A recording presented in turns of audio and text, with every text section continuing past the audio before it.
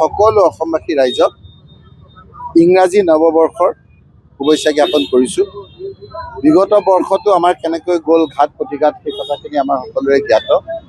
আগন্তুক ইংৰাজী বৰ্ষ যাতে আমাৰ সকলো পৰিয়ালৰে সুখ শান্তি আহে, সকলোৱে যাতে মিল মিলাপ্ৰীতিৰে আমি থাকিব পাৰোঁ, কোনো ধৰণৰ যাতে ভয়ভীত নহয়, ভয়ভীত যাতে কোনো নোখোৱাই, ভয়ভীত যাতে আমি নাখাওঁ, সকলোৱে যাতে আমাৰ ঘৰবিলাকৰ সুখ হয়, শান্তি হয়, ল'ৰা ছোৱালীৰ জীৱন ভাল হয়, বেমাৰ আজাৰ নহয়, তাৰ কাৰণে মই ব্যক্তিগত ফালৰ পৰা, আমাৰ পৰিয়ালৰ ফালৰ পৰা, কংগ্ৰেছ দলৰ ফালৰ পৰা আমি সকলোলৈকে নৱবৰ্ষৰ শুভেচ্ছা, প্ৰীতি আৰু ওলগ জনাইছোঁ।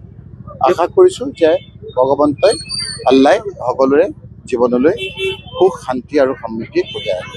যিহেতু সমাগত বিধানসভা নিৰ্বাচন, ইতিমধ্যে প্ৰাৰ্থিত্ব প্ৰত্যাশীসকলে তেওঁলোকে নিৰ্বাচনী কুচকাৱাজ চলাইছে বা আপুনিও বৰ্তমান ব্যাপক প্ৰচাৰ অভিযান চলাইছে চামগুৰিত। সকলোতকৈ গুৰুত্বপূৰ্ণ কথা হ'ল যে এই সময়খিনিত SR বুলি নতুন এটা আমাক স্পেচিয়েল ৰিভিজন জাপি দিছে, য'ত এইটো প্ৰয়োজন নাছিল।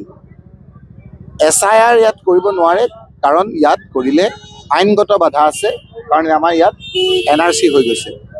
তাৰ পৰিপ্ৰেক্ষিতত অন্য এটা উলিয়াই ইয়াত নতুনকৈ SR বুলি কৈ এটা স্পেচিয়েল ৰিভিজন আৰম্ভ কৰিছিল।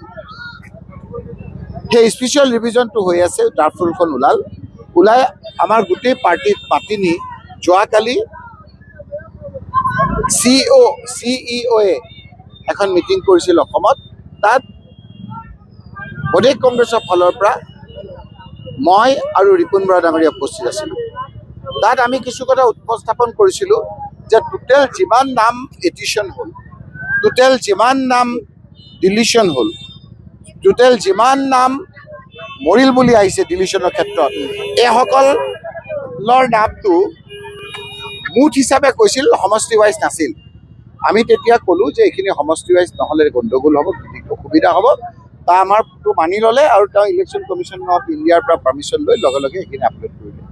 দ্বিতীয় কথাটো হ'ল, আমি সুধিলোঁ যে মই ইয়াত থাকি মানুহৰ ক্লেইম কৰিব পাৰিম নোৱাৰিম শিৱসাগৰৰ মানুহৰ বা বেলেগ মানুহৰ। তেওঁ ক'লে নহ'ব, ইলেকশ্যন আমাৰ সমষ্টিত মানুহজনেহে আপোনাৰ আপত্তি কৰিব পাৰিব।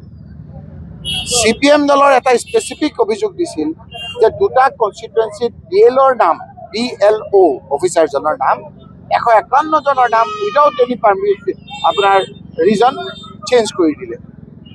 এই কথাটো বৰ অন্যায় কথা হৈছে।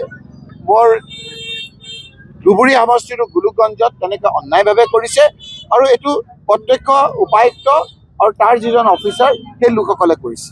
গতিকে এনেকৈ পক্ষপাতিত্বমূলক কিছু জেগাত হোৱাটো আমি দৃষ্টিগোচৰ কৰিছোঁ আৰু আমি লিখিতভাৱে এই কথাখিনি জনাইছোঁ, আৰু যদি নহয় তেতিয়াহ'লে এইটো আইনগতভাৱে আমি আপোনাৰ এইখিনি ব্যৱস্থা ল'বলৈ আমি বাধ্য হ'ম।